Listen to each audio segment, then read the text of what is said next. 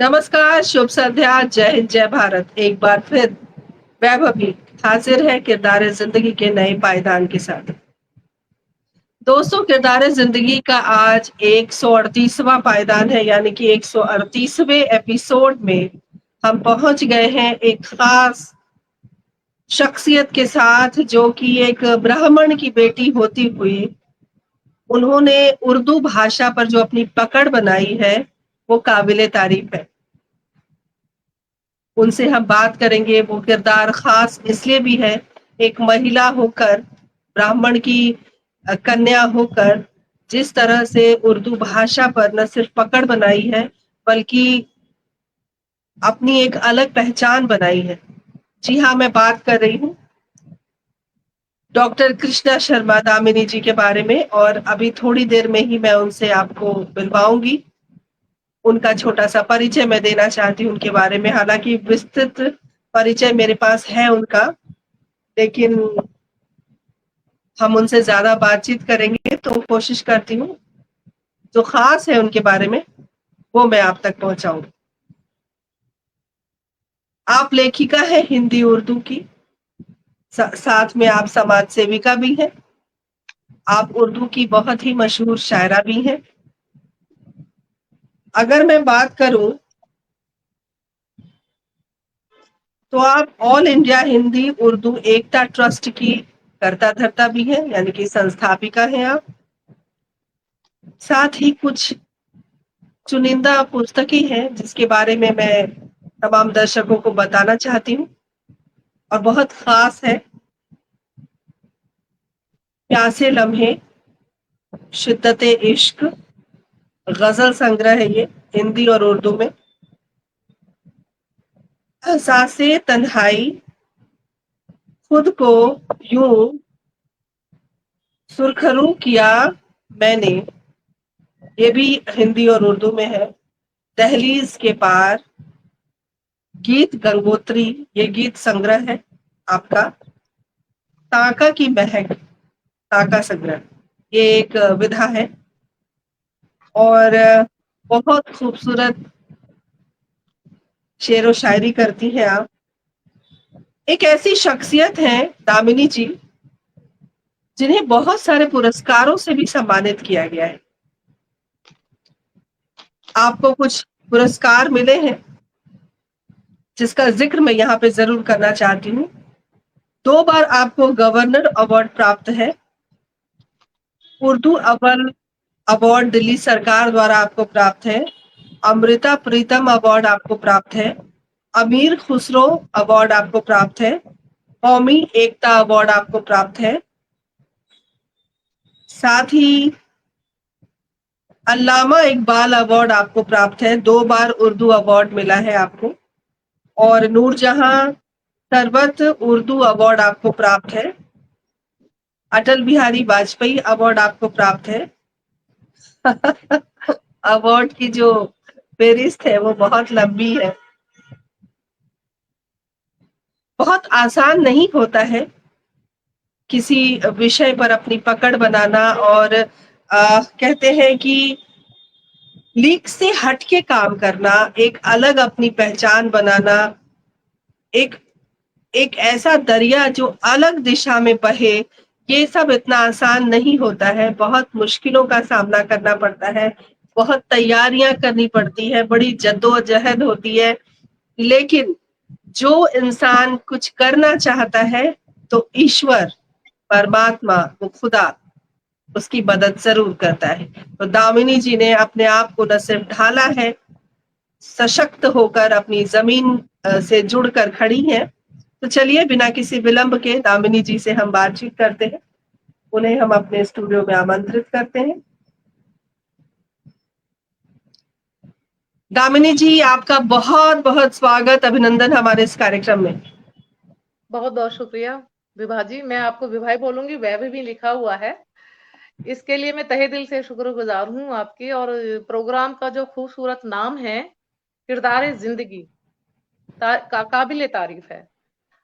और बात अगर किरदार की चली है, क्या आप कुछ पूछना चाहेंगे या मैं बात को जारी रखूं? जी, जी, ज़रूर। और हमारे साथ दर्शक भी धीरे-धीरे जुड़ते जा रहे हैं। हमारे साथ आदरणीय डॉक्टर पुष्पलता तनेजा जी जुड़ गई हैं, जो कि हमारी अ गार्डियन के तौर पे वो रहती है, अभिभावक है हमारी, और साथ में केंद्रीय हिंदी संस्थान में आप निदेशक के पद पर रही हैं, निदेशालय में। और साथ में नेहा शर्मा जुड़ गई हैं, जो कि बहुत अच्छी मेरी सहेली भी हैं, कवित्री भी हैं और पटल की अ, बहुत महत्वपूर्ण कड़ी हैं। तो धीरे-धीरे और भी लोग जुड़ेंगे। दामिनी जी, आप कुछ कह रही थी, आप ज़रूर कहें। हाँ जी। पहले तो तमाम टीम का, इंतज़ाम कमेटी का तहे दिल से मुबारकबाद और बहुत-बहुत शुक्रिया मुझे जोड़ने के लिए कि आप नए किरदारों से मिली हूँ, क्योंकि बात किरदारों की चल रही है, तो किरदार की ही होनी चाहिए। अब इतने तमाम किरदार आपके साथ मिले हुए हैं, तो एक यहाँ पर मुझे एक अपना मतला याद आ रहा है कि देखना खुशबू तुम्हारे आएगी किरदार से। देखना खुशबू तुम्हारे आएगी किरदार से, गुफ्तगू जब भी करोगे दोस्तों तुम प्यार से, गुफ्तगू जब भी करोगे दोस्तों तुम प्यार से। और ये शेर बचना नहीं चाहिए आज के समाज से, ये ज़रूर समाज तक जाना चाहिए, हमारे मुआशरे को जाना चाहिए कि नफ़रतों को काट कर पौधे लगे हों प्यार के। नफ़रतों को काट कर पौधे लगे हों प्यार के, ऐसी कोई क्यों खबर आती नहीं अखबार से, ऐसी कोई क्यों खबर आती नहीं अखबार से। तो ये था किरदारे ज़िंदगी के लिए समर्पित मेरा एक मतला और एक शेर आपको समर्पित किया मैंने। बहुत-बहुत शुक्रिया, बहुत शुक्रिया। हमारे किरदार का आप हिस्सा बनी हैं और हमारे साथ एक ख़ास मेहमान जुड़ गए हैं, जो मेरे बहुत पुराने मित्र भी हैं, बहुत बेहतरीन शायर हैं और समीक्षक भी हैं। ज़ियाउर रहमान जाफ़री जी हमसे जुड़े हैं और उन्होंने बहुत सुंदर संदेश आपके लिए भेजा है। लिखा है उन्होंने कि असल में दामिनी की शायरी उस छत से बाहर आती है, जहाँ घर का एक कोना नहीं, पूरी की पूरी दुनिया और पूरा का पूरा अंतरिक्ष दिखलाई देता है।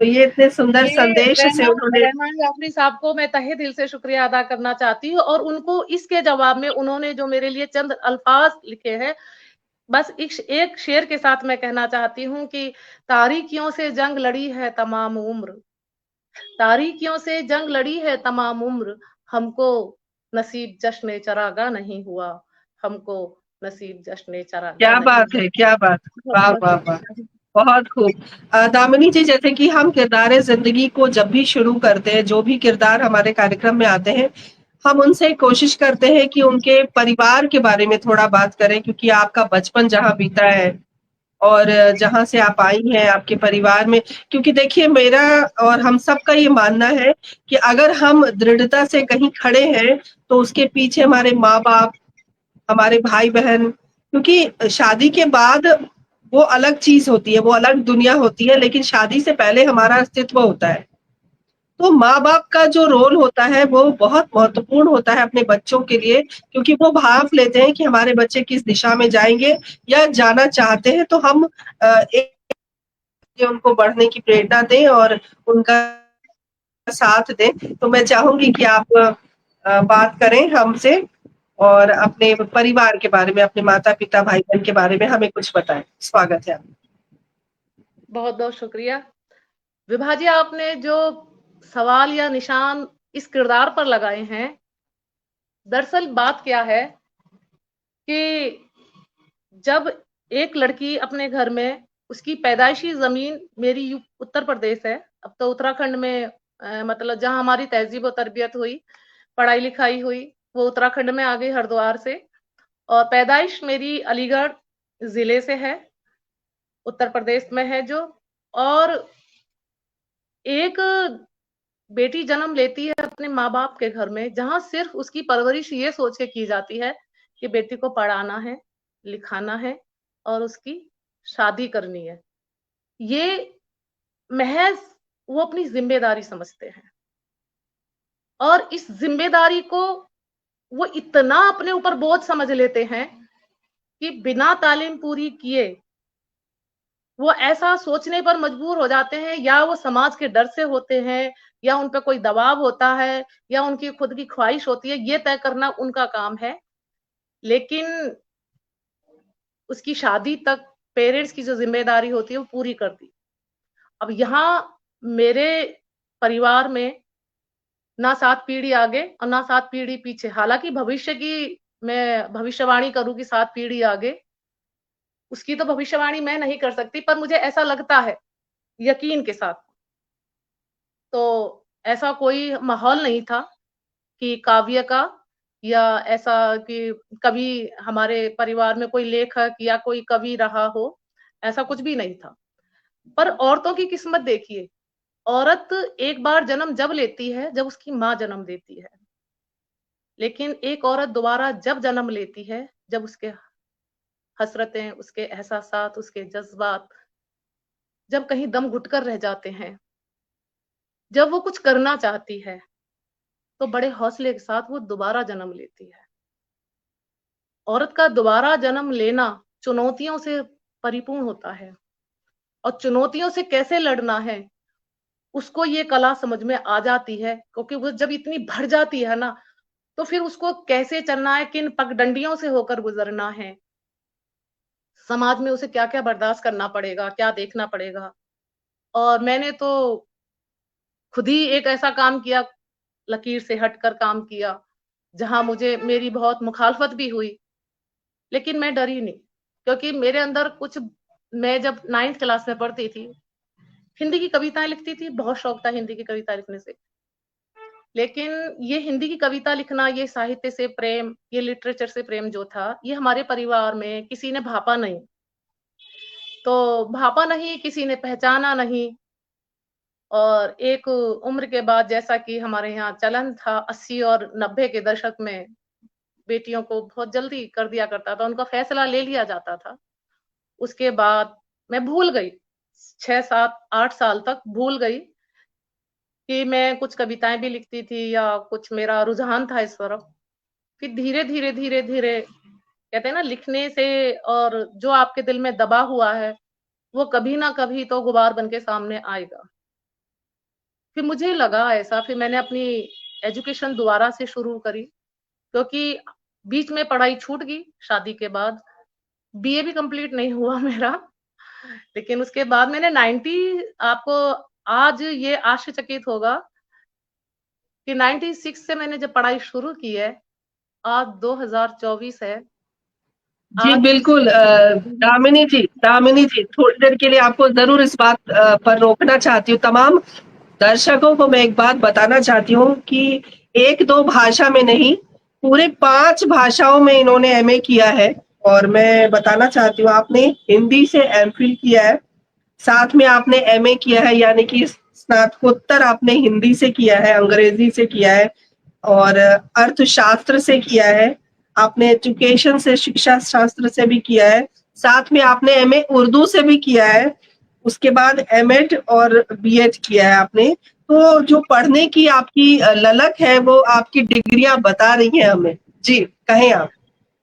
तो ये 96 से जब से शुरू हुआ है, मैं 2025 शुरू हो गया है, अब मेरी पीएच डूइंग है उर्दू में।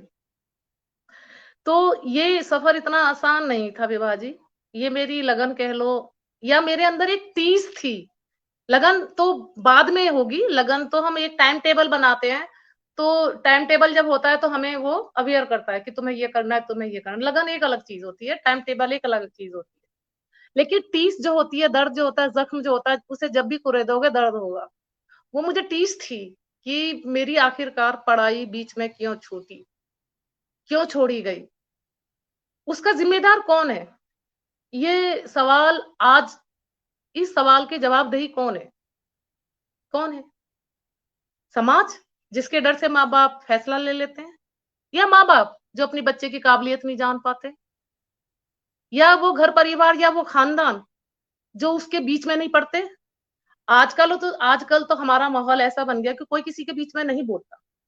लेकिन जब मैं ये सोचती हूँ, 91 92 में जाती हूँ, 90 के दशक में जाती हूँ, तो ऐसा लगता है ये चलन तो तब भी था कि बीच में पढ़ाई छोड़कर आप एक बच्चे को किस झंझट में डाल रहे हो। क्या खानदान वालों का उसका कोई जिम्मेदारी नहीं होती है? हमने तो कभी सुना था कि पहले परिवार जुड़ के रहा करते थे, बीच में इंटरफेयर करते थे, बोलते थे, बच्चों को समझाते थे। पर मैं अपने मामले में यहाँ देखती हूँ कि बीच में पढ़ाई छुड़वाने के लिए पूरा खानदान कैसे राजी हो गया? क्यों नहीं सोचा किसी के बारे में? तो वो टीस थी कि मैं क्या करूँ? और ये एक अच्छी बात रही कि जिस परिवार में मैं आई, अपने हस्बैंड की, सिर्फ अपने हस्बैंड की बात करती हूँ, कि एक एजुकेशन का माहौल मिला। वो खुद एक केमिस्ट्री लेक्चरर रहे। तो एक घर के दूसरे हिस्से में एकेडमी चलती थी, ट्यूशन वगैरह आते थे। तो वो टाइम जो था मेरे पास बचता था, अब मैं क्या करूँ? वो तो 6 घंटे बाद उठेंगे, मैं उन 6 घंटों में क्या करूँ? तो मैंने यहाँ 96 से सोचा कि तू अब दोबारा से जन्म ले। और तब मैं वहाँ से दामिनी बनी। दामिनी तो मैंने 9th में ही सोच लिया था, जब मैं 9वीं क्लास में पढ़ती थी, पर मैं कभी लिखा नहीं था कविता के नीचे कि ये दामिनी ने लिखी है। लेकिन उसके बाद मैंने दामिनी लिखना शुरू किया, और मैंने क्यों लिखा, किस लिए लिखा, ये आज तक मेरी समझ में नहीं आया। ये क्यों लिखा मैंने दामिनी? बिल्कुल, दामिनी है आप, क्योंकि आप बिजली की तरह कौंधती हैं, चमकती हैं, और जो चमक आपके किरदार में है वो हम देख पा रहे हैं, और किरदार ज़िंदगी का हिस्सा आप इसीलिए हैं, क्योंकि आपने अपने आप को उस लायक बनाया है। आपने बहुत मशक्कत की है, आपने बहुत कोशिशें की हैं, आपने बहुत तकलीफ़ों का सामना किया है, तब जाके आप दामिनी बनी हैं, क्योंकि दामिनी बनना इतना आसान नहीं है। आज भी मैं उस चौराहे पे खड़ी हूँ विभा जी, कि यूं लिपट कर रोए हैं हम ख्वाहिशों की आग में। यूं आहा! लिपट कर रोए हैं हम ख्वाहिशों की आग में। रूह कब की जल चुकी और जिस्म बाकी रह गया। आहा! रूह क्या कब कहने, की जल वाह, वाह, चुकी वाह, और जिस्म वाह! बाकी रह गया। बहुत सब सुंदर। कुछ सिर्फ हम जिस्म से, ये हाड़ मास का जो पुतला ये चल फिर रहा है, लेकिन जो सोच है वो वहीं पर टिकी हुई, किसी टी पॉइंट पर, किसी चौराहे पर। आज दामिनी वहीं खड़ी है। जभी तो कहते हैं ना कि एक अधूरी चीज, एक अधूरी जानकारी, एक अधूरी ख्वाहिशें, जिसके आगे अधूरा लग गया, अधूरापन, मेरे ख्याल से जिंदगी गुजर जाएगी, वो मुकम्मल कभी नहीं हो सकता। जिस अधूरेपन को, जिस ख्वाब को, जिस एहसासात को समय पे पूरा नहीं किया गया, वो मरते दम तक मुकम्मल नहीं हो सकता, वो अधूरा ही रहेगा। बिल्कुल सही कहा आपने, और वो जो टीस है, वो टीस ही आपको आगे बढ़ने की प्रेरणा देती रही है, आगे भी देगी। हमारे पटल के मुख्य सलाहकार आदरणीय सुरेंद्र शर्मा सागर जी जुड़ गए हैं, अभिनंदन करती हूँ। आप सभी से गुज़ारिश करती हूँ, कार्यक्रम से जुड़े रहें, बने रहें, और कार्यक्रम को ज़्यादा से ज़्यादा शेयर करें। एक शेर बेटी हैं आप, क्योंकि जो कदम आपने उठाया, वो कदम इतना आसान नहीं था। हाँ तो और उर्दू से अगर अगर मैं बोलूँ कि एक वाबस्ता होता है, एक रिश्ता होता है, एक राब्ता होता है, तो उर्दू से आपका जो रिश्ता है वो कब से बनना शुरू हुआ, और आपको क्यों लगा कि मुझे उर्दू में अपनी पकड़ बनानी है? जैसा कि मैंने बताया, मैं हिंदी की प्रवक्ता हूँ हरियाणा एजुकेशन डिपार्टमेंट में। तो जब भी मैं फिराक गौरखपुरी को पढ़ती थी, और दुष्यंत साहब की भी गजल है हमारे सिलेबस में, जब जब पढ़ती थी तो वहां पे कुछ लफ्ज अटकते थे, और उसके लिए हम डिक्शनरी देखा करते थे, आखिर इसके क्या मायने हैं। अच्छा, लफ्ज के मायने देखने से उनको आप यूज कैसे करोगे, प्रयोग में कैसे लाओगे, उसमें रवानी कैसे लाओगे, जब तक आप नहीं सीखोगे, उसका तलफ्फुज भी हमें बोलना नहीं आएगा। तो वहां, और जब उर्दू में हम घुसे, जब उर्दू को जानने की कोशिश करी, तो हमारे सिर में इतना दर्द हुआ कि यहाँ तो गमला वाला गा अलग है, और गम वाला गम गा वो अलग है। और गमला बोलो या गम को गम बोलो। जब कोई हमसे गम मांगता था, मर्जी आती थी तो गम बोल दिया करता था, मर्जी होती तो गम बोल दिया करता। अब ये नहीं समझ रहा कि वो मांग क्या रहा है, अब जरा बोल दिया, अब जरा बोल दिया। ऐसी बात नहीं है, कि मैंने तो समझ लिया कि यहाँ एक नुक्ते की परेशानी है, लेकिन आज भी ये मुश्किलें आई हैं, या हैं कि लोग बहुत उम्र दराज भी हो गए, अब बहुत बड़े बड़े आला मकाम पर भी हैं, लेकिन आज भी जिंदगी से वाबस्ता नहीं है, जरा से वाबस्ता नहीं है, गम से वाबस्ता नहीं है। बेगम को भी बेगम बोल देते हैं, और जीरो को जीरो बोलने की प्रचलन आज भी जारी है। तो ये जारी रहेगा, ये मैं मानती हूँ, ये क्लियर करती हूँ कि वो माने या ना माने, 4 नुक्ते हमारी हिंदी में भी लिए। अब वो बात अलग है कि जहां हमारी पढ़ाई लिखाई हो, कि टीचर है, टीचर्स को अगर पता होगा तो बच्चों स्टूडेंट्स को भी बताएगा लेकिन मैं अपने स्टूडेंट्स को अब बताती हूँ कि ये जो हम बोलते हैं, संस्कृत में आप श्लोक बोलते हैं, हम लोग बोलते हैं, हम ये कहते हैं ना कि गलत उच्चारण मत करो, वरना तुम्हें फल नहीं मिलेगा। और मुझे ये बता दो, हम रोज जो है उच्चारण, अपना तलफ्फुज, अपनी प्रोनाउंसिएशन गलत इस्तेमाल करते हैं, तो उसका हमें कैसे बेनिफिट मिलेगा, कैसे फायदा होगा? जब जिंदगी को जिंदगी ना बोलकर जिंदगी जिंदगी करते रहेंगे, तो जिंदगी तो हम पे प्रलय बन के टूटेगी टूटेगी। कई जरा बार हमने जरा देखा है जी दामिनी जी, कई बार हमने हम्म, देखा है कि नुक्ता का ज्ञान ना होने पर अर्थ का अनर्थ हो जाता है। बिल्कुल। क्या करें, रंग और कह लो, रग कह लो, रग, और ऊपर लगाने से ही, बिंदी लगाने से ही आपका रंग बन जाएगा। बात ये है, मैंने ये सीखा दामिनी बनकर, अगर कोई समस्या है, या तो उसमें तुम भाग लो या भाग लो, बात क्लियर कर जाएगी समझने से ही। कोई समस्या है तो भाग लो बड़ी या भाग लो, बस। बड़ी अच्छी बात आपने कही, भाग लो यानी कि भाग, या तो आप उस परिस्थिति से भाग जाइए या फिर या उस परिस्थिति में घुसकर लीजिए। उसका मुकाबला कीजिए। जी, जी, पार्टिसिपेट कीजिए, भाग लो का अर्थ वही है। और बहुत अच्छा लग रहा है आपसे बातचीत करके। कुछ हम बहुत सारे दर्शक श्रोता जो अभी और भी जुड़ेंगे धीरे-धीरे, उन सब की ज़रूर ख़्वाहिश रहेगी कि आप कुछ अपने अशार ज़रूर हम तक पहुँचाएँ। लेकिन अ, अगर हम एक आम बात करें कि एक महिला जो कामकाजी है, कामकाजी महिला जो गृहिणी है, ये जो तालमेल है, कितना मुश्किल होता है और कितना आसान बनाना पड़ता है। क्या आपको कभी कामकाजी महिला होकर गृहिणी बनना मुश्किल लगा, या कोई चुनौतियों का सामना आपको करना पड़ा? कैसे मैनेज किया आपने इन सब चीज़ों को? क्योंकि आप अध्यापन के क्षेत्र में हैं, आप कार्यरत हैं अभी, और चूँकि पढ़ाई भी आपने इतनी ज़्यादा कर ली, डिग्रियाँ बहुत हैं, उसके लिए भी आपको पूरा समय जो देना पड़ा होगा। घर गृहस्थी है, बच्चे आपके सेटल्ड हैं, तो कैसे मैनेज किया आपने? क्या क्या कहेंगी उन महिलाओं के लिए? थोड़ी शक्ति भी उन्हें मिले, परेशान रहती हैं बहुत कि हमसे तो घर का काम नहीं होता, हम बाहर का क्या करें, या बाहर ही करेंगे तो घर का नहीं होता। तो इस तरह से तालमेल बैठाना बड़ा मुश्किल होता है। और हमारे साथ दिलराम भारद्वाज जी जुड़ गए, अभिनंदन करती हूँ। हमारे साथ सुदर्शन शर्मा सुधी जी जुड़ गई हैं, बहुत-बहुत स्वागत, अभिनंदन। तो आप बताएँ कैसे मैनेज किया आपने? हाँ, यह आपने बड़ा अच्छा क्वेश्चन पूछा। बात अभी ये है कि विभा जी, मैंने अभी कहा था कि दोबारा से जन्म लेना पड़ता है। जन्म जब हम लेते हैं, हमारे घर में बच्चा पैदा होता है या हम जन्म लेते हैं, तो उसकी परवरिश तो करनी पड़ेगी। परवरिश अच्छी करनी पड़ेगी, मजबूत करनी पड़ेगी। अब मैंने अपने आप को, खुद को जन्म लिया, मैंने अपने आप दोबारा जन्म लिया, और मुझे मजबूत, अपने अंदर एक मजबूत औरत को देखना था। मुझे काम भी करना था। उन दिनों में कार्यरत नहीं थी, मैं 2000 के बाद आई कार, ठीक है। उससे पहले मैंने काफी पढ़ाई कर ली। तो मुझे अपने अंदर अपने खुद को मजबूत करना था।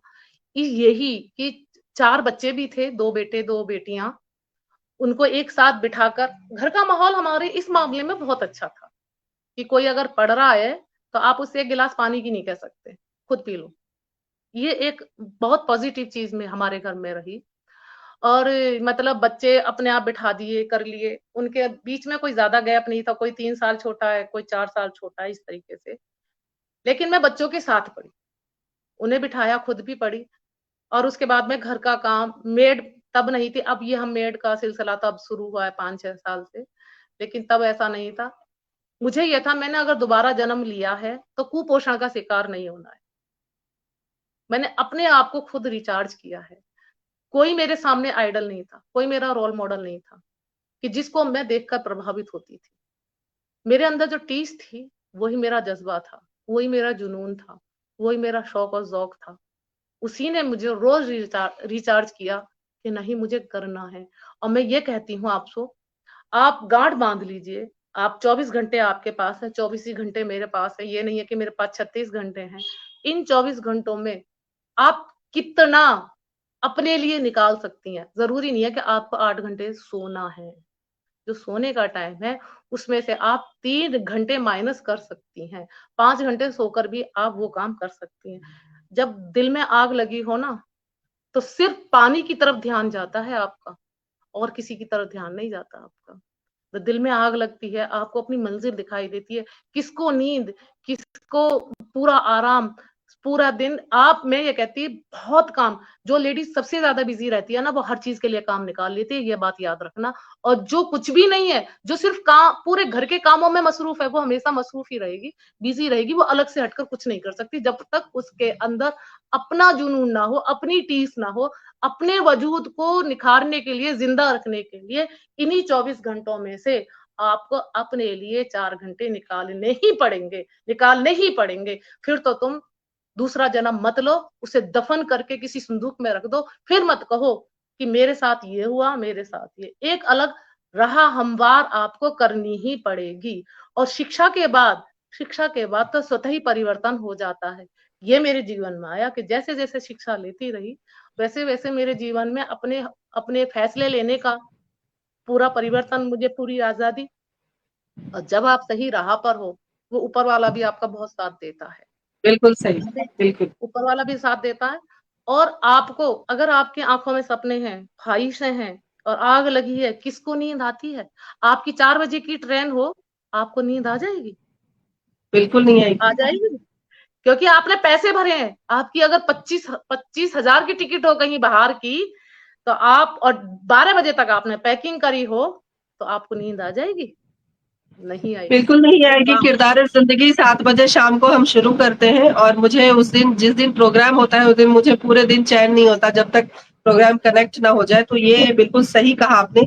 लेकिन एक प्रश्न ये भी उठता है दामिनी जी, कि आपने उर्दू भाषा पर पकड़ बनाई और आप एक ब्राह्मण परिवार से हैं, तो परिवार की तरफ से कोई प्रेशर आया कि आप भाई, यही क्यों ये करना बहुत चाहते? अच्छा क्वेश्चन किया। आपने ऐसा प्रश्न किया कि दुखती नस पे हाथ रख दिया मेरी। मुझे दोबारा से फिर कहना पड़ेगा। इसके लिए मैं बहुत बागी तेवर है मेरे। मैं एक बागियाना तेवर रखती हूँ अपना। एक मतलब, जब मैं लेट होती थी, एक दिन मैं लेट हो गई उर्दू एकेडमी से आते आते, तो 11 बज गए मुझे। मैं तो फिर मेरे हस्बैंड ने गेट बंद कर दिया। अब ये देखिए यहाँ पे क्या होता है। मैं वही कहती हूँ कि जब तक आपके अंदर टीस है और आपके अंदर डर डर नाम की कोई चीज नहीं है, और आप सही हैं, और आपने एक चुनौती भरी राह चुनी है, तो बहुत कुछ आएंगे ऐसे मामले आपके सामने कि तुम्हारा तो ये रोज का ड्रामा है।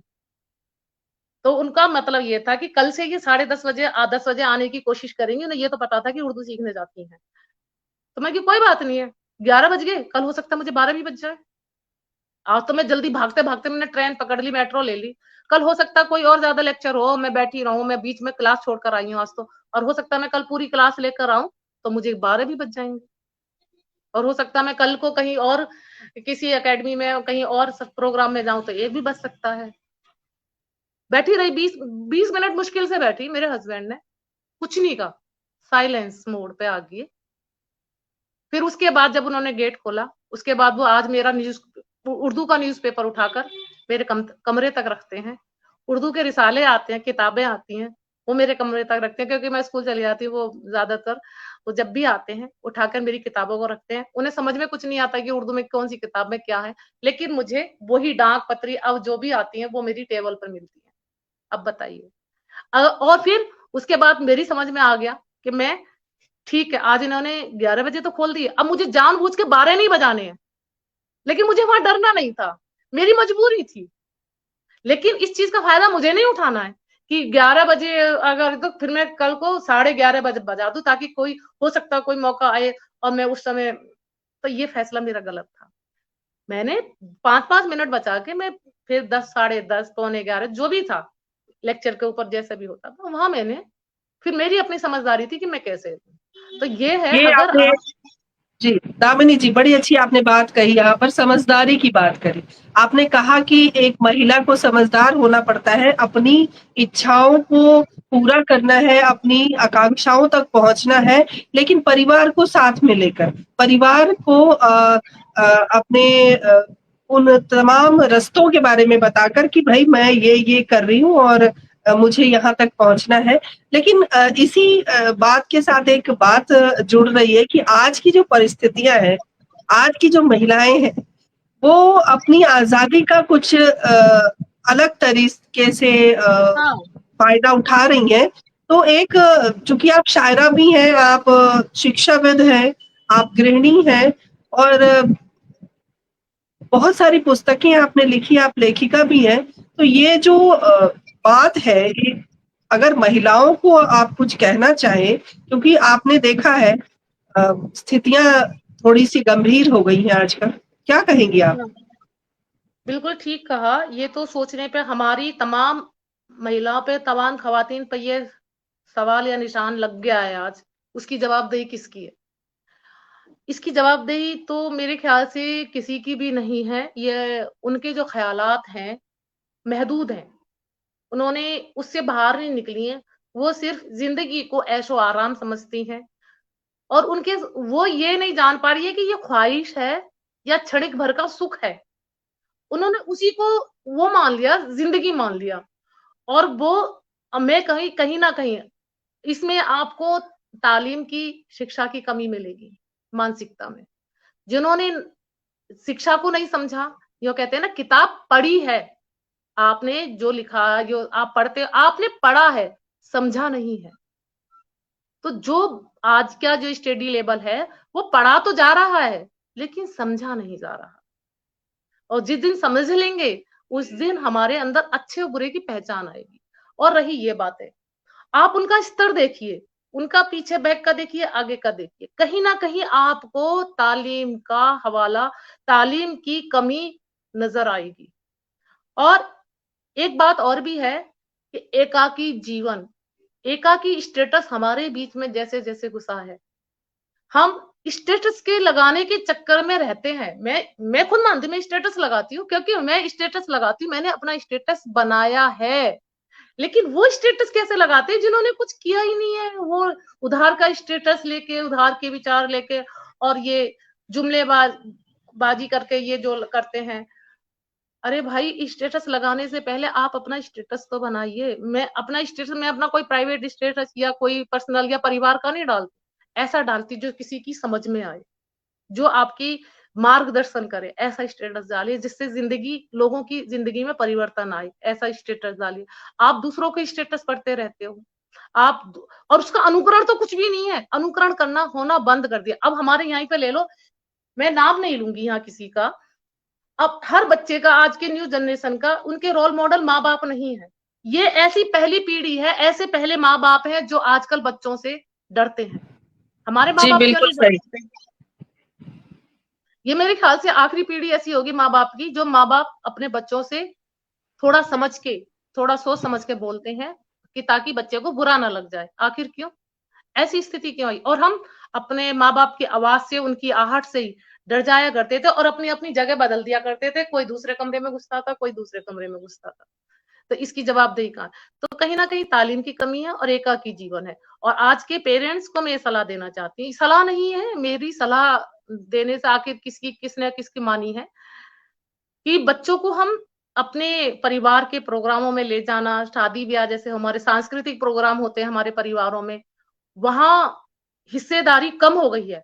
आजकल सिंगल-सिंगल जाना पसंद करते हैं, तुम हो आना या हम दोनों चलेंगे। हम बच्चों को शामिल नहीं करते हैं और वो अपने रिश्तों से नावाकिफ़ रहते हैं, अपने रिश्तेदारों से, अपनी संस्कृति से कैसे बात की जाती है।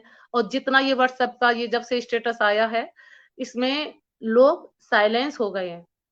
रिटर्न में बात करते हैं लिख के, वो बोलते नहीं है। जब बोलने पे आते हैं तो 2 शब्द भी नहीं बोले जाएँगे क्योंकि वो रिटर्न कर रहे हैं और लिख भी ठीक नहीं रहे हैं, लिख भी गलत रहे हैं और वो भी नहीं लिख रहे हैं। वो या तो साउंड से बोल के लिखेंगे या कुछ करेंगे। बहुत खामियाँ हैं, इस सिस्टम में बहुत खामियाँ हैं और सबसे ज़्यादा निम्न स्तर हमारी कुछ वेब सीरीज़ हैं, उन्होंने कर दिया है। और ये वेब सीरीज़ में जब तक ये क्राइम चलता रहेगा, हमारे यहाँ ये बहुत तरीके-तरीके से, नए-नए तरीके से, जैसे सोशल मीडिया पे हम देखते हैं, उसको इस तरीके से किया, उसको इस तरीके से किया, सुनी भी नहीं जाती हैं आज की ये न्यूज़। तो कहीं न कहीं हमारे परिवार में हमारे माँ-बाप ही बच्चों के बीच में बोलना छोड़ दिया है या उनकी जो एजुकेशन है, हम एडवांस एजुकेशन के नाम पर उनको एडवांस तो बनाते हैं, लेकिन उनके अंदर ये खौफ ज़रूरी, उनके अंदर ये खौफ बिल्कुल भी नहीं है कि अदब और तहजीब और साहित्य ये इस नाम से नावाकिफ हैं, उन्हें नहीं मालूम है। उनको मालूम है तो लिटरेचर तो मालूम है, विलियम शेक्सपियर तो मालूम है, लेकिन नहीं मालूम है तो महादेवी वर्मा का नाम नहीं मालूम है, रामधारी दिनकर का नाम नहीं मालूम है, सूर्यकांत त्रिपाठी का नाम नहीं मालूम है। उनको वैसे नाम आपको क्या ही याद हो जाएंगे, तो इनसे कौन मिलेगा? आज लिटरेचर हमारे आस-पास खत्म हो चुका है। हम पढ़ते हैं, हम लिखते हैं, हम किन परिस्थितियों से यहाँ तक गुजर रहे हैं, रोज आलोचनाएं होती हैं, लेकिन हम इससे नहीं डरते, क्योंकि ये हमारी जिम्मेदारी है। जिम्मेदारी अगर निभानी है तो आपको तानाकशी भी सुननी पड़ेगी, विभिन्न परिस्थितियों से होकर भी गुजरना पड़ेगा। तो आप आलोचनाएं छोड़ दीजिए, जितनी आलोचनाएं होंगी आप उतना ही अच्छा काम करेंगे, ये ध्यान रखिए। आलोचनाएं आपसे अच्छा काम कराती हैं, और जहां आपको लाड प्यार और जहां आपकी वाहवाही शाबाशी होती रहेगी, वहां कोई ना कोई काम जरूर खराब होगा आपका। तो मैं यही कहना चाहती हूँ कि आजकल जो हो रहा है, कहीं ना कहीं शिक्षा की कमी है। और ये जो सोशल मीडिया आया है, जो हमारे हाथ में मोबाइल आए हैं, जरा सी जानकारी, कम उम्र में जानकारी ज्यादा लेने की जानकारी बहुत ज्यादा बच्चों के अंदर होती है, और हम बात करने से कतराते हैं। अब बच्चे फिर उसे गलत तरीके से समझने लग जाते हैं। तो ये रोल मॉडल जो हमारे हैं, ये जो हम देखते हैं, उनको फॉलो करना छोड़ जी दें, अपने रोल मॉडल खुद बनो, या अपने पेरेंट्स को बनाओ, जो जिसने भी करा है, आपके आसपास है और आपने उनको देखा है, रूबरू देखा है, सामने से देखा है, चलते फिरते देखा है, उनको फॉलो करो।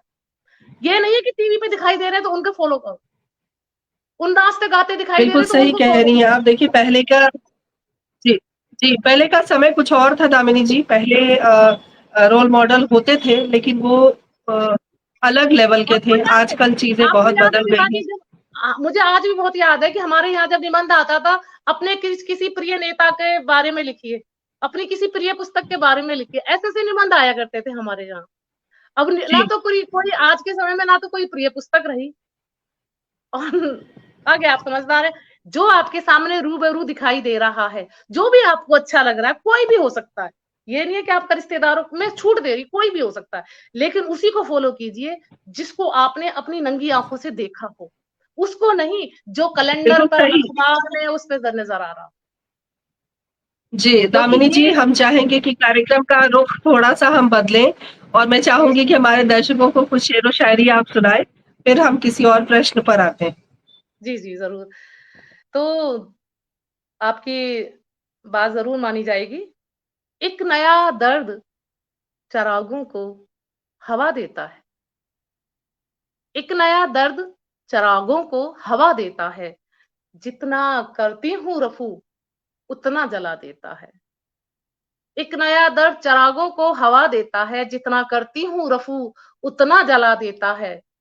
और जब भी, ये मेरे और आपके लिए, हम तमाम स्त्रियों के लिए है, जब भी खुशियों की तरफ हाथ बढ़ाए मैंने, जब भी खुशियों की तरफ हाथ बढ़ाए मैंने, ये जमाना मुझे एक जख्म नया देता है, ये जमाना मुझे एक जख्म नया देता है।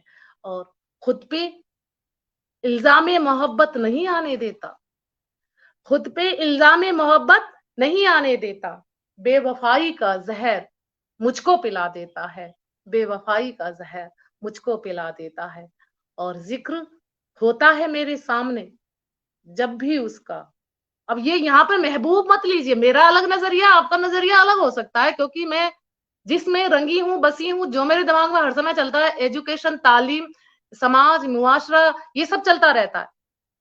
अब मेरे लिए जब भी इसका जिक्र होता है मेरे सामने, चाहे वो तालीम भी हो सकती है, शिक्षा भी हो सकती है, आपके लिए कोई किरदार भी हो सकता है, आपका महबूब भी हो सकता है, आपके लिए कुछ और भी हो सकता है, हर किसी की सोच अलग अलग है।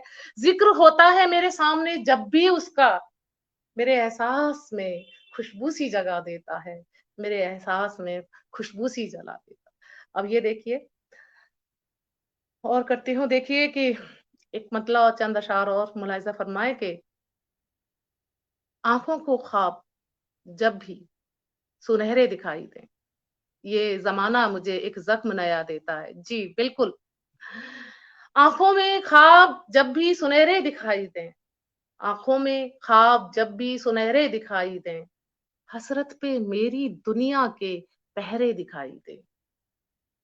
हसरत पे मेरी दुनिया के पहरे दिखाई दें, और उम्मीद ये जमाना, या कोई अलग पर्सन नहीं है, क्योंकि ये मैं बता दें अपना अपनी सोच है, इसलिए मैं कह रही हूँ, इस शेर की तशरीह इसलिए कर रही हूँ कि आप अलग तरीके से भी सोच सकते हो। शायरी का मतलब, कविताओं का मतलब सिर्फ महबूब नहीं है, आप उसको नजरिया बदल कर देखिए। उम्मीद उम्मीद उससे उम्मीद उससे रखना वफा की फिजूल है, उम्मीद उससे रखना वफा की फिजूल है, चेहरे पे जिसके कितने ही चेहरे दिखाई दे, चेहरे पे जिसके कितने ही चेहरे दिखाई दें, उस अदलिया से, आज के जमाने का नया शेर, कि उस अदलिया से यानी कि जज से, जो न्यायाधीश है, उस अदलिया से क्या भला इंसाफ मांगना, उस अदलिया से क्या भला इंसाफ मांगना, मुंसिफ जहां पे सारे ही बहरे दिखाई दे, मुंसिफ जहां पे सारे ही बहरे दिखाई दे। तो ये है, और आपको जोड़ती हूँ कि बहुत सुंदर, सभी आनंदित हो रहे हैं, सभी ने लिखा है खूबसूरत गजल। पुष्पलता जी ने लिखा है, वाह क्या बात है, अद्भुत शायरी। तो बड़ा सुंदर संदेश आपके लिए आ रहा है। और जैसे दामिनी आपने नाम रखा अपना, कि उपनाम है जिसको हिंदी में कहते हैं, आ, हम्म, उसका सीधा सीधा मतलब होता है बिजली। पर गिरी कहीं नहीं है। तो क्या आप वाकई बचपन में क्या बिजली की तरह दौड़ती थी, नहीं, कौंधती थी, नहीं, नहीं, या बचपन का अब अगर मेरे, कौंधती हैं? अब आज के हालात ने मुझे इतना बहुत मजबूत कर दिया कि अब एक जरा सी भी कोई गलत बात बर्दाश्त नहीं होती, और खास तौर से शिक्षा के क्षेत्र में इससे समझौता अब नहीं करूं। अब मेरे को क्या करना है, मुझे अब जितना करना था, जितना पाना था पा लिया, लेकिन मुझे आज भी, क्योंकि एक उस वक्त में अगर कुछ और होता तो कुछ और बात होती, अब आज मैं कितना भी कुछ कर लूं, वो मकाम तो हासिल नहीं है मुझे।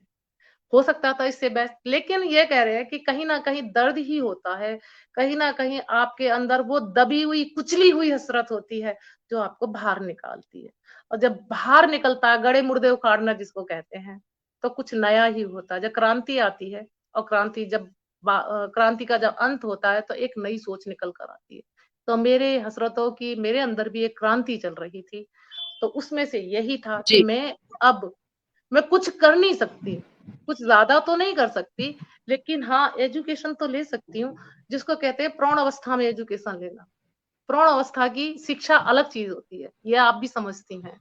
आज हम कितने भी व्यक्तियों को प्रौढ़ शिक्षा केंद्र खुले हुए हैं, हमारे वक्त में प्रौढ़ शिक्षा केंद्र भी थे, आजकल आज भी चल रहे हैं, और ये तो सरकार ने एक मुहिम और चलाई है। मैं आपको बता दूं, उल्लास, मुझे याद आ गया, उसमें क्या है कि हमारे 12वीं के स्टूडेंट हैं, तो उनके घर में जो पेरेंट्स हैं, जो सिग्नेचर नहीं कर पाते, पढ़ नहीं पाते, तो आज उल्लास के जरिए उनको पढ़ा रहे हैं, लिखा रहे हैं, फिर बाकायदा उनका एग्जाम हो रहा है। लेकिन वो खुद अफसर तो बन नहीं पाएंगे, वो कहीं पर जॉब के लिए अप्लाई तो नहीं कर पाएंगे, सिर्फ वो साइन कर सकते हैं, सिर्फ वो एक महसूस कर सकते हैं कि हमें सिग्नेचर करना आ गया, बस। लेकिन अगर वही चीज, ये उल्लास ना होकर उनको बामुकम्मल तालीम मिलती, शिक्षा मिलती, तो कैसा था, आज उन्हें अपने बच्चों से पढ़ना पड़ता। आप बताइए। सही बात। प्रौढ़ अवस्था में शिक्षा लेना और एक अवस्था में सही मायनों में शिक्षा लेना, जिंदगी को बहुत परिवर्तन है, दोनों में बहुत परिवर्तन है मैडम। बिल्कुल, बहुत अच्छी बात आपने कही, बिल्कुल सही कहा। और सुदर्शन शर्मा सुधी जी ने एक संदेश भेजा है कि मन में दबी चिंगारियाँ बहुत कुछ देती हैं। बिल्कुल सही है। यही है ना कि एक जो मेरे भी लगन जहन में लगन निष्ठा। जी, कि एक नई शुरुआत बहुत सारे दर्द का अंत होता है। एक नई शुरुआत की तभी शुरुआत कर सकते हो जब आप बहुत सारे दर्द का अंत, बहुत सारे जख्मों को उनको दबा कर रखते हो। एक नई शुरुआत की एक शुरुआत, बहुत सारे, आप समझ नहीं सकते कि क्या क्या हो रहा होगा, क्या बीता होगा, कि इतना आसान नहीं है घर में भी ये सब हासिल करना, सबकी बहुत मुखालफत सही है, लेकिन दामिनी काम जी, सही होना चाहिए, काम सही होना जी, चाहिए। आप, अगर आप दामिनी साबित जी, कदम है। हम्म। दामिनी जी, एक बात मन में आ रही है, मैं चाहती हूँ कि मैं आपसे जरूर इस बात के बारे में बात करूं। अ, शेरो शायरी की दुनिया में आज की स्थिति में, आज के जो समय में महिलाओं की क्या स्थिति है? इसके बारे और में कितना लगता है आपको, मैं चाहूंगी कि आप जरूर बात करें इसके बारे में, और एक बात तो और पूछना आपने तो चाहती हूँ कि मुझे तो आप, बिल्कुल ये आपने तो बहुत ही ऐसा ऐसा सवाल पूछा है। सच बोलूं तो मरी, और झूठ बोलूं तो अपने वजूद से हमेशा के लिए अपने आप में खत्म हो जाऊंगी। इसका एक ही जवाब है मेरे पास कि साहित्य है हमारा, वो सौंदर्य शास्त्र में फंस गया है। और ऐसी बात नहीं है, बहुत महिलाएं बहुत मेहनत कर रही हैं, मैं कईयों के नाम ले सकती हूँ। लेकिन सबसे पहले पता क्या है, आपका लिखा हुआ, आपका पढ़ा हुआ। आजकल एक लाइन लिख रहे हैं, पढ़ कुछ ही नहीं रहे हैं। हमने मतलब एक बात बिल्कुल क्लियर है कि मैं कहना कुछ और चाहती थी, इस मुद्दे से भटक गई कि आप जो लिख रहे हैं, आप किससे मुतासिर हैं? अपने आप से, आपके अपने दर्द से। आपका बोलना, आपका दर्द, आपके जो कहते हैं ना लफ्ज, ये किसी ना किसी एहसास से गुजरते हैं।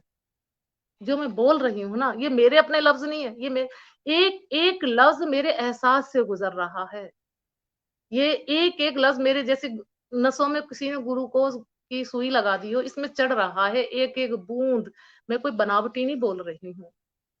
और हर महिला ने हर क्षेत्र में बहुत बढ़ चढ़ कर काम किया है। लेकिन साहित्य आपका अल्लड़पन की रचनाएं कुछ और होती हैं। जब घुटनों चलते हैं उसकी रचनाएं और चलती हैं। जब पैर संभल जाते हैं तो उसकी रचनाएं और होती हैं। जब उस अवस्था में पहुंच जाते हैं जहां आपने सहन करना सीख लिया हो, जहां आपने खामोश होना सीख लिया हो और हर दृष्टि पर नजर रखना सीख लिया हो, तब आप लिखिए। तब आप कितना लिख सकती हैं, ये चैलेंज। आप दूसरों को नहीं पढ़ते। मैं अपनी गजल बहुत कम पढ़ती हूँ। जब भी मेरे को टाइम मिलता है, मैं ऐसे ऐसी, क्योंकि पोस्ट ग्रेजुएट की है मैंने जब उर्दू में, इतना अच्छा पढ़ा मैंने विभाजी। एक एक पेज को पढ़ के मैं पूरी पूरी रात सो नहीं पाती थी, ऐसा कुछ पढ़ा मैंने उसमें। तो सभी को, तो ये जो लिखने की जो कला है ये स्वतः ही है, देखा देखी में ना लिखें। और ये कोरोना जब से गया है, मेरे ख्याल से कोरोना जैसी कवियों की कौम भी खड़ी हो गई है यहाँ। ये कभी व्यवसाय नहीं हो सकता, साहित्य कभी व्यवसाय नहीं हो सकता, लेकिन धीरे धीरे व्यवसाय होता जा रहा है। और सबसे पहले जो भी लेखक है, चाहे मैं हूं चाहे आप हो, सबसे पहले अपने आप में मुतमईन होना जरूरी है, सेटिस्फाई। आप ये ना कहें कि आपकी कविता अगर आपने लिखी है तो खुद गुनगुनाओ, हजार तरीके से गुनगुनाओ, उसके कई मायने निकलेंगे। लेकिन आप अगर सोशल मीडिया के चक्कर में, किसी को दिखावे के चक्कर में, कुछ और करने के चक्कर में अगर आप चलेगी, तो आपकी कविता वहीं पर सुसाइड कर लेगी, आत्महत्या कर लेगी। आपके इतना चेहरा बोलेगा ना, आपकी मेहनत बोलेगी। आपका मुतमईन होना बहुत जरूरी है, बहुत जरूरी है। और अपनी गजल अगर आपने लिखी है, हम हमेशा कहीं ना कहीं भटकेंगे जरूर। तो कहते हैं ना, दूसरे के बच्चे को खिलाना और अपना कह के, कहीं ना कहीं भंडाफोड़ जरूर होगा कि आप दूसरे का बच्चा चुरा के लाई हो। और बच्चा कहीं ना कहीं ऐसा, कहीं ना कहीं ऐसा काम कर देगा कि पता चल जाएगा कि बच्चा आपका अडॉप्टेड किया हुआ है। और जेन्युइन में और उसमें सही में और अडॉप्ट किए में, गोद लिए में, यही अंतर मैंने आईने मायने में आपको बता दिया। और रटी जाएगी। आपने देखा हमारे स्टूडेंट कितना अच्छा बोलते हैं, कहीं नहीं अटकते, इतने लंबे लंबे भाषण याद कर लेते हैं, वो खुद के तो नहीं होते, हमसे ज्यादा अच्छी उनकी मेमोरी हो, तो रटे रटाए वो बाकायदा ऐसे पेश करके आएंगे। फिर कहीं भूल गए तो वहीं उनके नंबर कर जाएंगे। तो ये रटने रटाने की, रट्टू तोता करने, आप बहस कीजिए, जो आपने लिखा उससे बहस कीजिए। आजकल साहित्य पे कोई बहस नहीं करना चाहता, अपने लिखे पे कोई बहस नहीं करना चाहता। तिगड़मबाजी करके कोई उसको करके कर दे, पेश कर दे, व्यवसाय बन गया। मंच की सबसे पहले भूख खत्म हिंदी हो गई। हिंदी साहित्य और उर्दू साहित्य में आपको आज आज का जो समय है, आप क्या देखती हैं? दोनों साहित्य के बारे में आप क्या कहना चाहेंगे? हम हिंदी का साहित्य भी बहुत प्रबल है, उच्च कोटि का है, और उर्दू का साहित्य भी उच्च कोटि का। नजरिया बस ये अलग चेंज करना पड़ेगा आपको कि अध्ययन दोनों में गहन करना पड़ेगा, दोनों में। ऐसी बात नहीं है, हम यहाँ पे किसी को एक ऐसे तराजू में तोल नहीं सकते। आप बताओ, एक माँ की दो बेटियां, और किसी बाहर वाले से ये कह देगी कि मेरी बड़ी बेटी तो ऐसी है, छोटी बेटी ऐसी है, नहीं कहेगी। दोनों आंखों से बराबर देखना पड़ेगा। तो मैंने तो अपनी कोख से 2 बेटियों को जन्म दिया, मैं कैसे कह दूं? उर्दू हिंदी जरूर चंचल है, जो कहते हैं ना, या तो छोटी बेटी चंचल होगी या बड़ी बेटी गंभीर होगी। तो यहाँ पे उर्दू उर्दू थोड़ी सी संजीदा है, वो शर्मीली है, तहजीब वाली है, वो अदब के साथ पेश आती है, छोटी है ना, घर में दबाया गया। और हिंदी चंचल है, सबके सामने बेबाकी से बोल देगी अपनी बात को। और वहीं पर उर्दू जो है हमारी बहुत बहुत सुंदर आपने दोनों की जो परिभाषा है, मुझे लगता है कि आज तक ऐसी परिभाषा हमने नहीं सुनी होगी हिंदी और उर्दू के बारे में। बहुत सुंदर बात आपने कही। एक शेर भी है मेरा इसमें कि मेरी राहबर है हिंदी, मेरी रहनुमा है उर्दू। मेरी राहबर है हिंदी, मेरी रहनुमा है उर्दू। मैं इन्हीं के नक्शे पा पर यहाँ चल सकी हूँ अब तक। मैं इन्हीं के वाह, नक्शे पा क्या बात, चल सकी हूँ। बहुत ये है। सुंदर। गुलशन ग्रोवर जी हमारे साथ जुड़ गए हैं, अभिनंदन करती हूँ, स्वागत करती हूँ। बने रहिए, जुड़े रहिए। और भी आदरणीय देखिए प्रदीप अभी गौतम जी इनका हमारे साथ जुड़ सुदर्शन, गए हैं, अभी एक स्वागत मैडम करती हूँ। का अभी मैडम का एक सेंटेंस आया। सुदर्शन जिस दिन, सुदर्शन जी हाँ ने जी, जी, हाँ, जिस औरत को हमारी और तुम्हारी बातें सुनकर ये लगे मैंने जो लिखा, अगर आपने ये कह दिया ना कि दामिनी तुमने जो कहा मेरे दिल की बात कही है, यूं समझ लो कि तुमने मेरे अंदर जन्म दिया है, तब लिखा है। मेरा कुछ भी नहीं है, मैंने सुदर्शन को जन्म दिया है, मैंने विवाह को जन्म दिया है, क्योंकि मैं सच्ची औरत हूँ। तुम्हारी मन की पीड़ा मेरी पीड़ा, मेरी पीड़ा तुम्हारी पीड़ा। औरत कोई अलग वाह, नहीं है, समाज में कोई औरत अलग नहीं है, चाहे कोई फिरका परिस्थिति के, चाहे कोई मजहबी औरत नहीं है। औरत की दास्तान सब जगह एक जैसी है, सब जगह एक जैसी। चलिए, ये औरत से बात शुरू हुई है तो मैं एक बात आपसे ज़रूर पूछना चाहती हूँ। बदलते हालातों में जो औरत ने एक अलग मुकाम बनाया है, चाहे वो चाँद पर चली गई हो, चाहे वो अ, अलग-अलग क्षेत्र में अपने आप को स्थापित कर चुकी हों, लेकिन कुछ ऐसी महिलाएँ भी हैं जो कहीं न कहीं हमें सोचने के लिए मजबूर कर देती हैं। हम विवश हैं और कुछ कानून भी है जिसका फ़ायदा उठा रही हैं। एक औरत होने के नाते, जैसे कि आपने सुदर्शन जी की बात करी, मेरी बात करी, तो उन औरतों के लिए क्या संदेश आप देना चाहती हैं? मैं कह तो रही हूँ, पढ़ा है, समझा नहीं है। मैं अपने राइट का, आप राइट का तभी तो प्रयोग कर सकती हैं, अपने अधिकार का, जब आपने कर्तव्यों का निर्वाह किया हो। आपने कर्तव्यों का निर्वाह किया नहीं और आप अपने अधिकार चाहती हो। मेरे हस्बैंड ने 11 बजे दरवाजा खोल दिया तो अगले दिन मेरी ड्यूटी है कि मैं 12 बजे आऊं या 11:15 बजे आऊं। मुझे पूरा राइट है, मुझे क्यों दरवाजा बंद करिए? मैं शिक्षा ले रही हूँ, मैं पढ़ लिखी हूँ। मैं वहीं पे इतनी सशक्त बन जाऊं कि मैं उनको उल्टे आंखें दिखाने लगूं, तरीर के बातें करूं? वो मैंने बोला इसलिए कि समझ जाए मैं कोई गलत काम नहीं कर रही। मुझे कल 12 भी 11 भी बज सकते हैं। उन्होंने जैसे कहा मैंने वैसे जवाब दिया, लेकिन बाद में मुझे अपने आप में सुधार करना, क्योंकि मुझे चलना है, मुझे बढ़ना है, मुझे यहीं पर अपना सफर खत्म नहीं करना है। अगर आपको बहुत लंबा मील का पत्थर साबित होना है तो आप छोटे छोटे कदम को मत गिनिए। आपको पढ़ना है, पढ़ने से पहले समझना है। मैं अपनी लड़कियों को 17 साल लड़कों के स्कूल में रही, मुझे कोई दिक्कत पेश नहीं आई। लेकिन जिस दिन से लड़कियों के स्कूल में आ रही हूँ तो ऐसा लगता है कि एक एक शब्द के मायने समझाऊं, एक एक शब्द इनके जहन में उतार दूं और वो लफ्ज इनके एहसास से गुजर कर निकले, जैसे सुई में से धागा पिरोकर निकलता है, दिल में से ऐसे ही निकले। तो ये लफ्ज हमारे दिल में ऐसे ही निकलता है जैसे सुई में से धागा निकलता है। तब आपका चेहरा और आपके होठ, आपके लफ्ज, तब आपकी आप जो बोलते हैं वो एक औरत की नहीं, 1000 औरतों की कहानी बन जाती है, तब बनेगी। तो इसलिए पढ़ना जरूरी नहीं है, मैं यही कहती हूँ, समझना जरूरी है। रट के कैसे भी किसी भी तरीके से नंबर ले आओगे, आपने 90% नंबर ले लिए, 9% तो आपके अंदर अकल नहीं है, आप करोगे क्या? तो मैं इसलिए बच्चों से कहती हूँ, अगर आप 12वीं में हो ना, आप टाइम निकाल के अपने घर में पहली क्लास के आपको समझ में नहीं आया, दूसरी आपने क्या पढ़ा, उसको दोबारा से पढ़ो। 12 साल की पढ़ाई 12 महीने में कंप्लीट करो। 12 महीने की कंप्लीट की पढ़ाई 12 दिन में पूरी करो। और जब सच्चे मन से पढ़ोगे तो 12 मिनट का, 12 घंटे का, 12 साल का, तब आप आईएएस जैसे हाई एजुकेशन के जैसे एग्जाम को क्लियर कर पाओगे। आपको दोबारा से पढ़ना पड़ेगा। 40 साल की, 20 साल की, 25 साल की उम्र के बाद आपको पहली क्लास से लेके जहां तक का आपने सफर किया वो दोबारा रटो, दोबारा पढ़ो, तभी आप समझ पाओगे कि शिक्षा क्या चीज है। हम पढ़ पढ़ के आगे तो बढ़ते जा रहे हैं, समझ कुछ भी नहीं रहे हैं, समझ में 0%। ये समझदारी नहीं है। पढ़ना जरूरी है, बहुत सुंदर बात आपने समझना जरूरी है। कहते हैं बिल्कुल, ना, चाहे वो पढ़ने रिश्ता हो। 3 चीजों से गुजरना पड़ेगा आपको, बोधात्मक, भावात्मक, क्रियात्मक।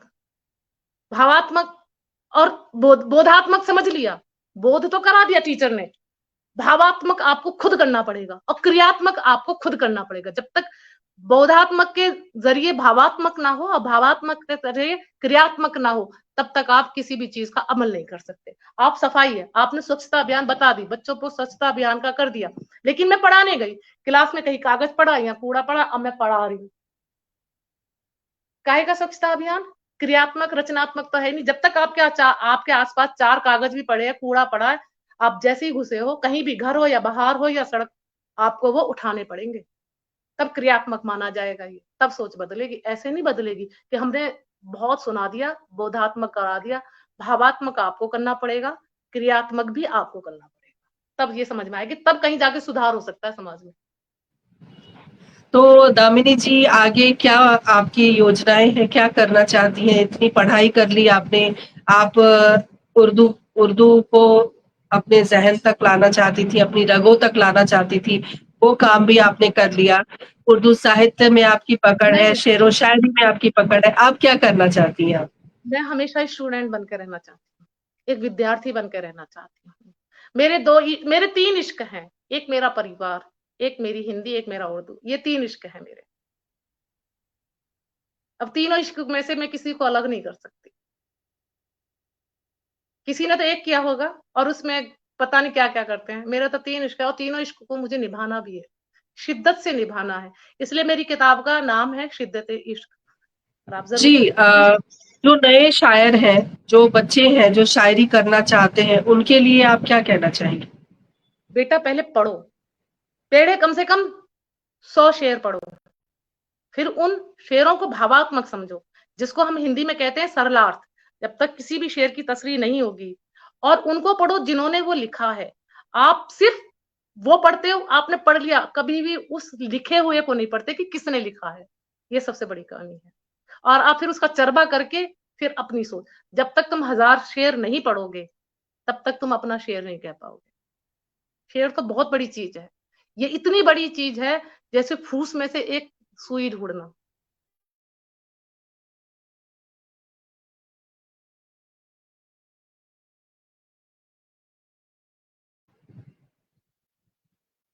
पढ़ती हूँ अपने, हाँ, जब मैं लोगों को, पुराने लोगों को पढ़ती हूँ ना विभा जी, मुझे अपने आप पे शर्म आती है कि हम पुराने लोगों के, पुराने उर्दू शायर के, पुराने हिंदी कवियों को पढ़ लें, उन्हीं को पढ़कर हम उनके ऊपर हम बात करें, उनके ऊपर हम वाक्यात्मक चर्चा करें, तो समझ लो उसमें भी हमारा जीवन सफल है, बजाय खुद के लिखने का। आप उनकी समीक्षा लिखिए कि उन्होंने क्या कोशिश की, फिर भी आप बहुत महान बन जाओगे, बजाय उसकी ऐसी की तैसी मत मारिए कि आपने लिखना शुरू कर दिया। आजकल कुछ लिखा, किताबें फटाफट निकलवा दी और उस पे अवार्ड भी मिल गया, लेकिन आप उनसे पूछिए कि आपने कितने लोगों को पढ़ा, कितने लोगों को संगीता पढ़ा चौहान जी हमारे साथ जुड़ी हैं, अभिनंदन करती हूँ। पुष्पलता तनेजा जी ने आपसे एक प्रश्न पूछा है कि महिलाओं को क्या संदेश देना चाहती हैं आप? संध्या, मैं इनको यही कहना चाहती, 24 घंटे आपको मिले हैं, 24 मेरे मिले हैं। कुछ नया करना चाहती हो तो 8 घंटे की नींद पूरी नहीं है, आपकी 5 घंटे में नींद पूरी हो सकती है। और आपके दिल में आग लगी हो तो पानी की तरफ भागोगी। जब आपके अंदर डायबिटीज होती है, या मतलब जैसे कि अंदर कुछ, तो आप सबसे पहले सोचती हो कि क्या करूं क्या करूं। तो आपका कोई मकसद है, तो लक्ष्य है, तो उस लक्ष्य को पाने के लिए आपको मशक्कत तो करनी पड़ेगी, और कुछ नया करना है तो अलग रास्ते भी अपनाने पड़ेंगे। रटे रटाए पे चलना ये कहीं की वो नहीं है, रटे रटाए पे कतई मत चलो, क्योंकि जो फांसी चढ़ गए आज के जमाने में, कोई फांसी चढ़ जाएगा तो कोई बड़ी बात नहीं है। हमेशा भगत सिंह को याद किया जाएगा, हमेशा चंद्रशेखर को याद किया जाएगा। अब कुछ करना है तो अलग हटके करो, बिल्कुल सही और, कहा आपने, और अलग हट के दायरे में काम रह के करना करो, हदूद में रह के जी। करो, दायरे में रहकर करो। ये नहीं है कि मेरे हस्बैंड ने 11 बजे दरवाजा खोल दिया तो मैं 11:15 आऊंगी। नहीं, मैं उस दिन कसम से बता रही, मैं उस दिन 10:30 बजे आई थी। मेरे अंदर डर था, लेकिन मैं साबित कदम थी, और मुझे उस चीज का फायदा भी नहीं कि आराम से दरवाजे खुल गए तो तुम आराम से अपने आजादी का वो कर लो। मुझे बहुत लंबा मील का पत्थर साबित होना था विभा जी। बिल्कुल बिल्कुल बिल्कुल, शॉर्टकट से कुछ भी हासिल नहीं होता। आप ये कहना चाहती हैं आपको मेहनत करनी पड़ेगी आगे बढ़ने के लिए, अपने लक्ष्य को साधने के लिए आपको कठिन परिश्रम करना पड़ेगा। आपके कहने का अर्थ ये है। और उन 24 घंटों में मैं आपको बैलेंस भी बनाना पड़ेगा। जी बिल्कुल, तालमेल बैठा कर ही हम कुछ कर सकते हैं। दामिनी और जी, एक चलते है चलते और कुछ शेरो शायरी सुनाएंगी आप? हाँ बिल्कुल, कि दर्द होठों पे उभर आया, क्या करूं बताइए। दर्द होठों पर आया उभर, दर्द होठों पे आया उभर, क्या करूं उसको आया ना नजर, क्या करूं। हाय रूठा है वो कैसे माने, क्योंकि बहुत बोर हो गए होंगे, सोचा कुछ अलग तरीके से सुनाओ। हाय रूठा है वो कैसे मानेगा अब, हाय रूठा है वो कैसे मानेगा अब, पास मेरे ना कोई हुनर, क्या करूं। ये हस्बैंड ने जब दरवाजा बंद किया था तब की कि दर्द होठों पे आया उभर, क्या करूं उसको आया ना फिर भी नजर, क्या करूं। हाय रूठा है वो कैसे मानेगा अब, पास मेरे ना कोई हुनर, क्या करूं। अब फिर भी देखिए कि मंजिलें उसकी खुशबू से थी मुख्तसर, मंजिलें उसकी खुशबू से थी मुख्तसर, तन्हा कटता नहीं अब सफर, क्या करूं। तन्हा कटता नहीं अब सफर, क्या करूं। मैं तो यादों में उसकी जली रात भर, मैं तो यादों में उसकी जली रात भर, तन्हा कटता नहीं अब से सफर। आप पहले शायरी में, मैं एक ये इसलिए बीच में रुकी, सबसे पहले अपने मिजाज को चेंज कीजिए। शायरी हाड़ मास के महबूब के लिए नहीं है। जिस्मानी तौर पर शायरी को कभी मत कहिए, तसव्वुफ की शायरी है, स्पिरिचुअल लव है।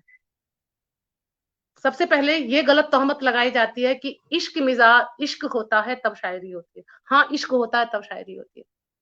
कहीं ना कहीं आपका अलग हटके कहीं ना कहीं ध्यान जाता है, ये किसी के ऊपर भी हो सकता है। सबसे पहले शायरी में आपको जिस्मानी तौर से अलग होना पड़ेगा। ये हाड़ मास के पुतले के लिए हाड़ मास का कोई महबूब नहीं है। जितने भी लोगों ने शायरी की है, मीर तकी मीर का नाम सुना होगा, उन्होंने तसव्वुफ की शायरी की है, और कहने को उनके जीवन में कोई महबूबा नहीं रही है, और बहुत खूबसूरत उनकी शायरी है। तो यहाँ बिल्कुल क्लियर मैं करना चाहती हूँ कि कभी भी शायरी को ये मत समझिए ये किसी आदमी के लिए है या किसी औरत के लिए है। और इजाजत हो तो एक गजल के साथ अब यहीं पे हम, मुझे लगता है कि टाइम हो गया है, कि जी गुलशन में है जरूर, हम बहार, तो जी गुलशन में है बहार, खिजा को, गुलशन में है बहार, खिजा को सदा ना दो।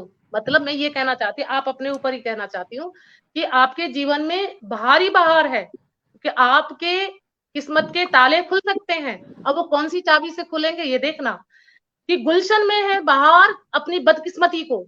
आप कुछ भी शेर के मायने निकाल लीजिए, शेर तो कुछ और कह रहा है, लेकिन आपके अंदर ताकत होनी चाहिए कि अलग हटके क्या सोच सकते हो। गुलशन में है बहार, खिजा को सदा ना दो, भड़के हुए हैं शोले बुझा दो, हवा ना दो। भड़के हाँ, हुए हैं क्या बात है, शोले क्या बात। बुझा दो, हवा ना दो।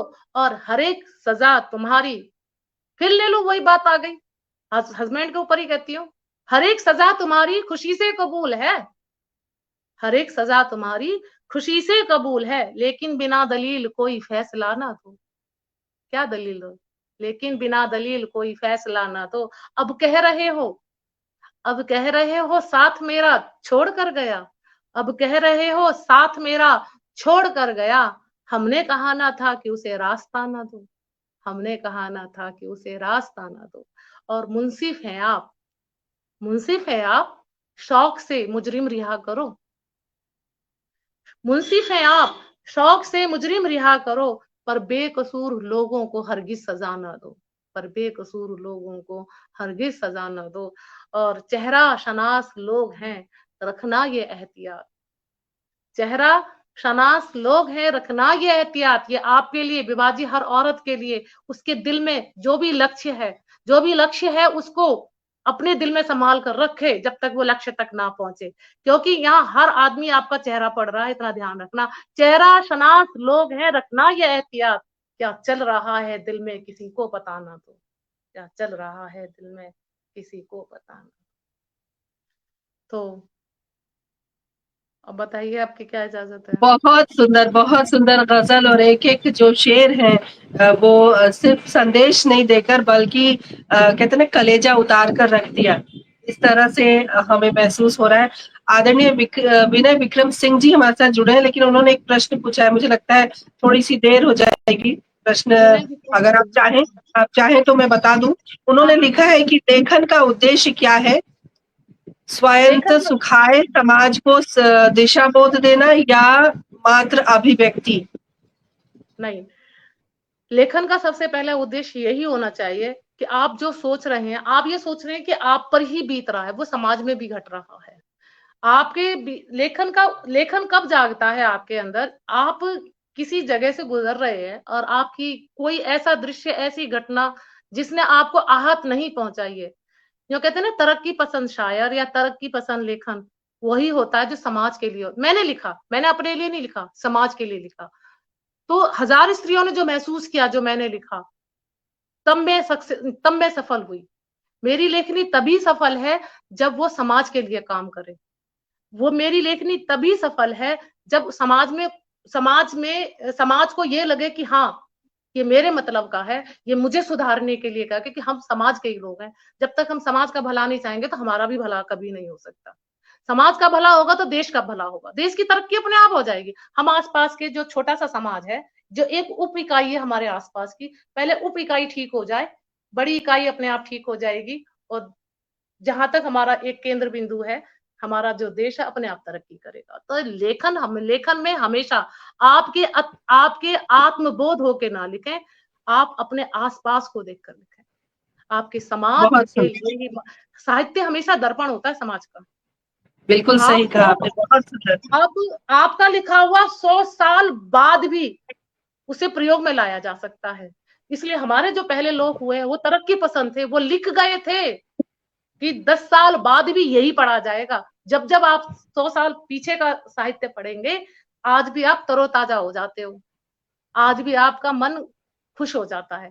था तो वो बिल्कुल पुराना, सही, लेकिन आज भी महक रहा है ना। तब भी उन्होंने समाज के दायरे में लिखा था, समाज को देखकर लिखा था।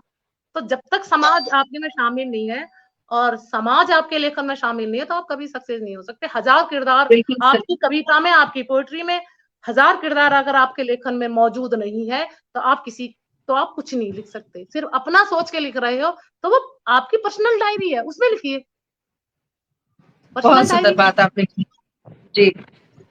और डॉक्टर कृष्णा शर्मा दामिनी जी को अभी हम लोग सुन रहे थे, इतने सुंदर वक्तव्य, इतने सुंदर अशार, शेर व शायरी, और उनके जो विचार रहे हैं महिलाओं के लिए, समाज के लिए, देश के लिए, वो अतुलनीय है। और जिस तरह से दामिनी बनकर आप चमक रही हैं, हम आपका तहे दिल से आभार करते हैं, शुक्रिया अदा करते हैं। हमसे जुड़ी, आपने इतनी सारी बातें हम साझा की, हमारा आमंत्रण आपने स्वीकार किया, आपका बहुत बहुत आभार। एक मैं बात भी कहना चाहती, अगर मैंने जाने अनजाने में कोई ऐसी बात कही हो, कोई लगा कि नहीं ये बात नहीं कहनी चाहिए, तो मैं उसके लिए क्षमा प्रार्थी हूँ। मेरा कहने का उद्देश्य किसी बिल्कुल, आपको क्षमा प्रार्थी होने की ज़रूरत नहीं है, क्योंकि हमारा जो ये मंच है, ये बेबाकी के लिए बहुत मशहूर है, बहुत जाना जाता है, जहाँ पर हम खुलकर बातचीत करते हैं। तो आपको ऐसा सोचने की ज़रूरत नहीं है। तमाम सुधी श्रोताओं का विशेष आभार व्यक्त करती हूँ आपसे जुड़ने के लिए, और कार्यक्रम को ज़रूर आप शेयर करें। अगली बार नए किरदार के साथ फिर आऊँगी, तब तक के लिए आज्ञा दीजिए। नमस्कार, जय हिंद, जय भारत, शुभ रात्रि।